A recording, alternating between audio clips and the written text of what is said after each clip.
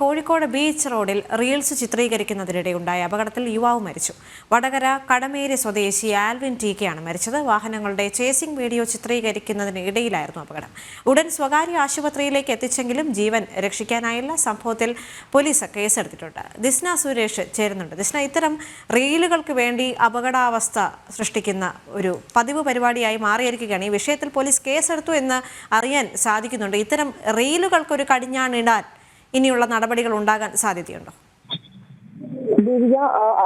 അതിദാരുണമായൊരു സംഭവം തന്നെയാണ് നമുക്കറിയാൻ സാധിച്ചിരിക്കുന്നത്. കോഴിക്കോട് ബീച്ച് റോഡിലാണ് റീൽസ് ചിത്രീകരിക്കുന്നതിനിടെ യുവാവ് ഇത്തരത്തിൽ മരിച്ചത്. വടകര സ്വദേശിയായ കടവേരി സ്വദേശി ആൽവിൻ ടി.കെയാണ് മരിച്ചത്. 20 വയസ്സ് പ്രായമാകുന്നത്.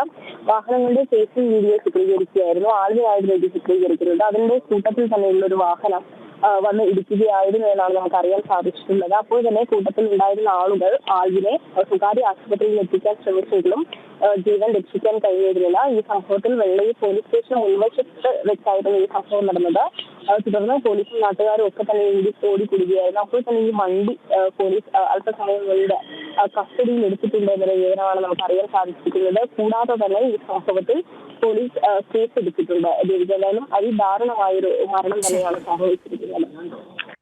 ദിസ്ന സുരേഷാണ് ടെലിഫോൺ ലൈനിൽ വിവരങ്ങൾ നൽകിയത്.